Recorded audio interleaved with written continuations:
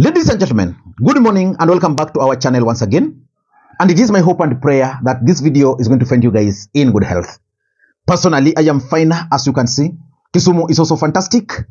And maybe you could also let me know where you're watching the video from, the county or the country, in case you are out of the republic. Ladies and gentlemen, there's one thing which I'm sure about, that William Ruto is monitoring the activities of Rigathi Gachagua very closely.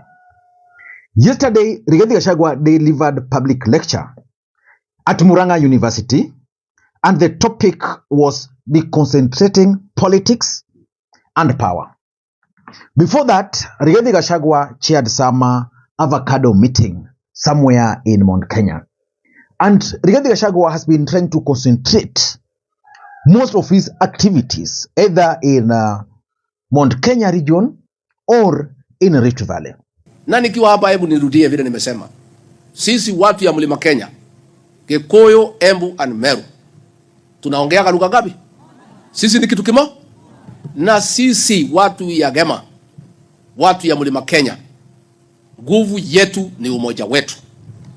Na sisi tukiwa kitu kimoja, tukiongea lugha moja, tunakuwa na nguvu katika siasa ya Kenya, katika mambo ya uchumi, katika mambo ya maendeleo. Lakini tukikubali kugawanywa, tuanze kuongea hapa pande hii, wengine pande hii, tutapotea kama jamii. Nyinyi mnajua siku tulikuwa hatujaerevuka, tulikuwa tunagawanya, tukajipata kwa upinzani nje ya serikali. Mwaka wa 1992 tulikuwa hatujachanuka. Watu ya Nyeri, watu ya Kirinyaga, watu ya Embu, watu ya Meru, watu ya Tharaka Nithi na watu ya Laikipia na watu ya Nyandarua, tukasimama na mzee Mwai Kibaki. Kweli ama uongo? Watu ya Murang'a, Kiambu, Nairobi wakasimama na Kenneth Matiba, tukashindwa na Moi. Tulishindwa hatu kushindwa, tukakaa nje mwaka 5, tukaumia. Mwaka wa 1997 tukarudia hiyo makosa, hatukuwa tumerevuka. Sisi pande hii Nyeri, Embu, Meru tukakufa na mzee wetu Kibaki. Watu ya huko wengine wakaenda kwa Charity Ngilu, wengine wakapoteza kura yao kwa Matiba, Moi akapitia katikati. Tukaumia miaka ingine 5. Mwaka wa 2002 tukaerevuka.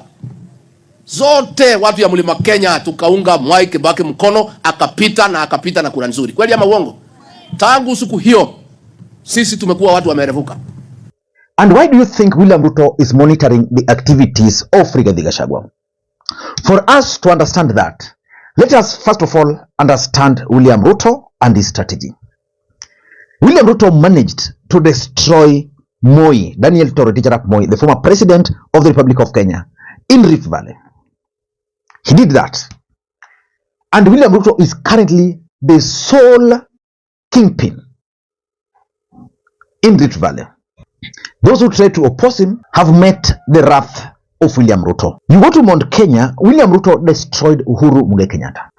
And William Ruto wants to remain the sole kingpin of Mount Kenya. And that's why William Ruto went ahead and forcefully attempted to take over Jubilee Party. In fact, as we speak, if I ask you the real owners of Jubilee Party, you might not be able to tell me.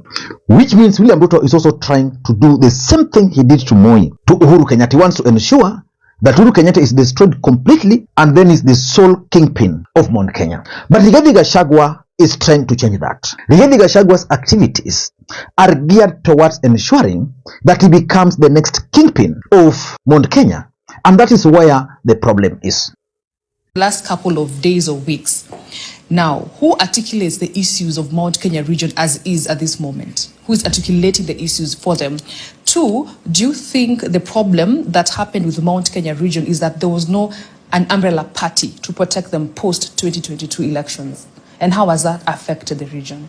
I am looking at those people we call kingpins in Mount Kenya, for example, historically. It is not in any dispute that Uhuru Kenyatta has been a kingpin. What made Uhuru Kenyatta a kingpin? To be honest, it is not because he was a son of the late president. No, because we have had other sons of late presidents who are not kingpin. The reason why Uhuru Kenyatta became a kingpin is because he showed at some point that he can take a bullet for the people of Mount Kenya. I know you know very well, and those that are watching me, those that are close to my age, remember 2007. They know what Uhuru Kenyatta did for the sake of the people of Mount Kenya. Uhuru Kenyatta became the kingpin the day he sacrificed self, family, everything that he had for us, and we saw it. This hurabaru of who is the kingpin and queenpin is not political. And you can never become a kingpin of a community because of your politics. You can only become a kingpin or a queenpin of a community through your dedicated service to them. So you're trying to say that as of now, Kenyatta cannot be overthrown yet? Who is that person who can prove to us that you have done kilometers of service, denial to yourself and your family for the sake of the community?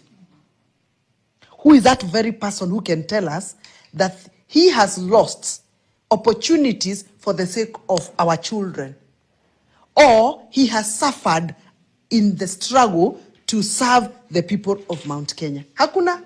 I haven't seen anybody. So nobody can actually come and say, I'm overtaking Uhuru Kenyatta in terms of being a kingpin in Mount Kenya. Let me ask you a question, and please allow me to be a bit tribal here. Uhuru Kenyatta's 10 years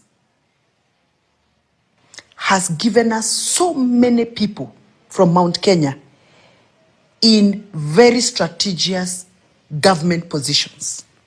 Uhuru Kenyatta employed very many of our people in government service. It is not disputed. He made sure most of people from Mount Kenya, from Meru region, from Embu region, from Murang'a and Kiambu and Rift Valley are in strategic positions, and now they are graduating to become PSs, directors of parastatals. They've become very senior people in the military. The people he employed in 2013 are now graduating to be very senior people in government. And that is why I've seen a lot of noise people saying that Kikuyus and Kalenjins are very many in government. It is because when Uhuru got in, he did his part. As we speak, instead of our people who we have sent in that government, Kenya Kwanza government, absorbing more of our people, they are firing them. So how then do you come and tell us you are our kingpin, and as you sit as a king there, imaginary king, your people are being fired in the same government? And when I say fired, I know what I'm talking about. Again, if you go back after the last election, when William Ruto became the president and Rigathi Gachagua became the deputy president, William Ruto made some appointments. And those appointments were actually meant to checkmate Rigathi Gachagua. He appointed Kimani Ichung'wah as the leader of the majority in the National Assembly, which means that position is placing Kimani Ichung'wah as the senior-most political leader in terms of parliament from Mount Kenya. William Ruto then went ahead and appointed Ndindi Nyoro as the chair of the budget committee. In fact, most people had anticipated Ndindi Nyoro to be appointed the minister for finance. That did not happen, and it was by design. William Ruto wanted Ndindi Nyoro to remain in parliament and to use his powers in the budget committee to work very closely with the MPs, because, you know, as the chair of the budget committee, most members of parliament normally goes to him on issues of budgeting. Like if you want a road in your constituency, if you want money allocated in the budget, you go to Ndindi Nyoro, and that's what William Ruto wanted to do. And of late, you are seeing Ndindi Nyoro's profile being raised, and it is being raised by none other than William Ruto. In fact, the other day, Ndindi Nyoro was in Homa Bay, Tom Mboya University, for public lecture, and we are also seeing Rigathi Gachagua delivering public lecture. And of course, if you ever leave Ndindi Nyoro and Kimani Ichung'wah, William Ruto is also checkmating Rigathi Gachagua using fellow cabinet secretaries, Professor Kithure Kindiki and Moses Kuria. Which begs the question, can William Ruto allow Rigathi Gachagua to become the kingpin of Mount Kenya? I don't think so.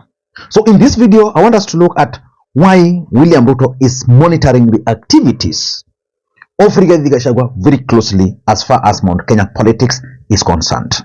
But before you do that, for those who are watching this channel for the first time, please take a second or two, click that subscribe button so that next time we produce a video like this, YouTube will automatically notify you. And to the subscribers, I want to continue thanking you guys for your continued support, because without that support, this channel cannot be where it is. Ladies and gentlemen, without any further ado, allow me to dive in. I want you guys to listen to some of these short clips of Rigathi Gachagua. Pia sisi katika eneo hili la Mlima Kenya tunataka tukae na umoja kama kitu kimoja. Na nyinyi mnajua watu ya Mbere na watu ya Embu, umoja wetu kama Mlima Kenya ndio nguvu yetu. Na siku tulikuwa tunakubali kugawanywa, tulikuwa tunakaa nje ya serikali na nje ya maendeleo. Lakini tuliporevuka mwaka wa 2022 mpaka wa leo, tumekuwa tunaongea sauti moja na tumekuwa ndani ya serikali. Tukiendelea mbele, tukae tukiwa kitu kimoja. Na tusikubali mtu yeyote kutumika kuja kugawa sisi kama jamii. Mtu yeyote atakosea rais wangu heshima, tutakosana. Awe governor, awe senator, awe MP, anybody from this region and our backyard, pahali sisi tulipigiwa kura 100%. We want total respect for President William Ruto. Why do you think Rigathi Gachagua is trying to consolidate Mount Kenya? Now, the question is Mount Kenya divided? Since 2002, Mount Kenya has always been united, including even in the last election. In fact, after the last election, William Ruto ensured that Mount Kenya is kind of united. But why do you think Rigathi Gachagua is out to consolidate Mount Kenya? For what and from whom? Number one, he wants to consolidate Mount Kenya because he wants to become the kingpin. Can William Ruto allow Rigathi Gachagua to become the kingpin of Mount Kenya? Of course, by virtue of being the deputy president, Rigathi Gachagua is the automatic kingpin. But William Ruto cannot allow that, because William Ruto wants to remain the kingpin. And I'm going to explain further. Number two, Rigathi Gachagua wants the power of the votes of Mount Kenya to count. And that's why he has always reminded William Ruto about the numbers, how Mount Kenya delivered for William Ruto. In short, he wants to instill fear in William Ruto, because based on William Ruto's body language, he's not keen on having Rigathi Gachagua as his deputy again. And of course, even if you look at the wider scheme of things, you can easily conclude that William Ruto is keen on Musalia Mudavadi as far as 2032 politics is concerned. So Rigathi Gachagua strategically is instilling fear in William Ruto, not only over the position of the running mate, but he wants it to be given to him again. And of course, number three is what I've just mentioned, the running mate. There's always been this talk that William Ruto is keen on edging out Rigathi Gachagua as his running mate in 2027, and instead have either Musalia Mudavadi, if not Musalia Mudavadi, Ndindi Nyoro. So the idea behind Rigathi Gachagua's stamping authority in Mount Kenya is informed by the need to be reappointed or to be renominated as the running mate. And of course, you also know that it could be a fallback strategy, so that if it's shortchanged, then he can use the influence to either run for the presidency or enter into coalition with someone else. In fact, Rigathi Gachagua is clearly following William Ruto's script, where after 2017 election, he embarked on consolidating the mountain. So Rigathi Gachagua is consolidating the mountain, his stronghold. And then he's also moving to try and persuade the people of Rift Valley. But why do you think Ruto is monitoring Rigathi Gachagua? That is the biggest question. Ruto is monitoring Rigathi Gachagua just for some of the reasons which I've mentioned above. Number one, there is no way, in fact, if there's one thing that William Ruto will allow to happen, is for someone else to emerge in the name of Mount Kenya Kingpin. Then you want to tell Ruto that after ensuring that you become what you are, you want to be so powerful to an extent that in 2027, then you'll be the one to determine who becomes the MP here, who becomes a governor there, who becomes a senator. 2027 election is going to be so important for William Ruto. And William Ruto is looking at numbers, not numbers of the presidential votes, the numbers of MPs.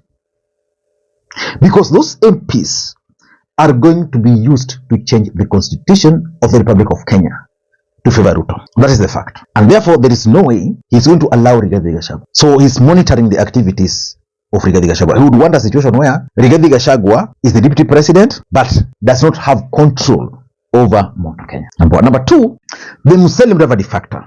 In case William Ruto, because it's being alleged, in case William Ruto is keen on propelling Muslim Mudavadi as the next president in 2032, then it's simple. He wants to ensure that Rigathi Gachagua does not have control of Mount Kenya, so that Mount Kenya will live in constant confusion. Constant confusion.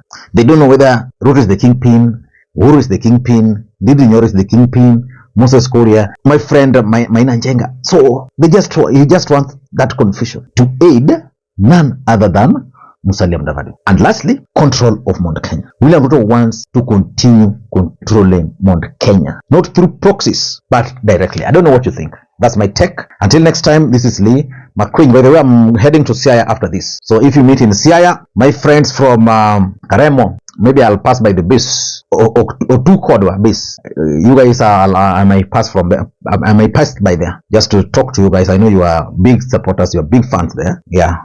Until the next time, this is Lee Makwiny. Bye bye.